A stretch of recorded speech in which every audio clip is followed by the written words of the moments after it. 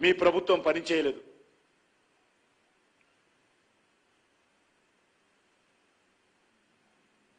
కాబట్టి మీ ఆలోచన ఇంకా ఈ యొక్క అధికారం ఏదైతున్నదో ఇంకా అధికారంలో ఉన్నట్టే వాళ్ళు భావిస్తా ఉన్నారు.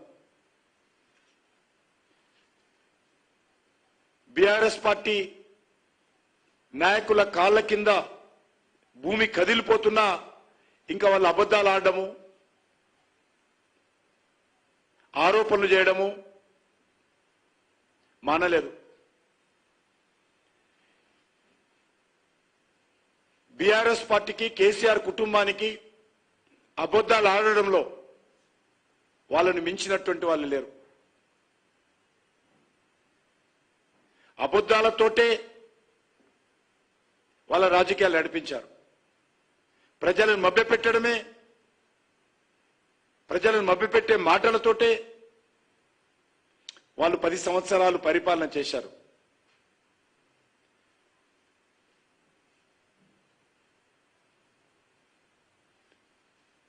భారతీయ జనతా పార్టీ ఈ యొక్క లిక్కర్ వ్యవహారం విషయంలో మేము మాట్లాడకూడదు అనుకున్నాం. కానీ పదే పదే భారతీయ జనతా పార్టీని, బీఆర్ఎస్ పార్టీ ఈ యొక్క రాజకీయపరమైనటువంటి ఆరోపణలు చేసినప్పుడు స్పందించాల్సిన అవసరం మాకుంది. ఈరోజు బీఆర్ఎస్ నాయకుడు అంటున్నారు, కడిగిన ముత్యంలాగా తిరిగి వస్తారట. ఎందులో కడుగుతారో వాళ్ళు చెప్పాలా? నీళ్ళలా కడుగుతారా, ఇంకేదైనా కడుగుతారా? దాంట్లోనైనా ఎందులో కడిగిన ముత్యంగా వస్తుందో ఈరోజు తెలంగాణ ప్రజలు తెలుసుకోవాలనుకుంటున్నారు.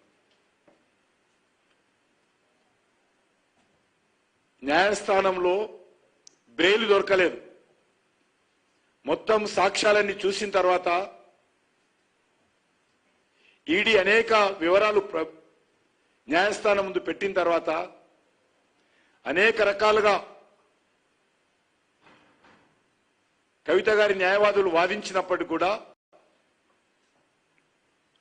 బెయిల్ రాలేదు. మరి ఏ రకంగా కడిగిన ముత్యమో మాకు అయితే అర్థం కావడం లేదు.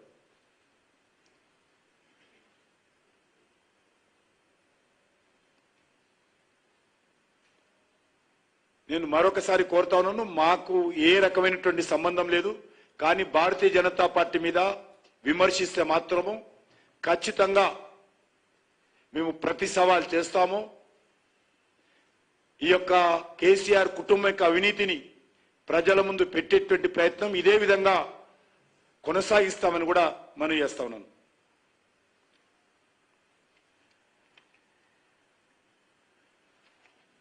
మొన్నటి రోజు సాయంకాలం 4 గంటలకు మన హైదరాబాద్ నగరంలో చెర్లపల్లిలో ఉన్నటువంటి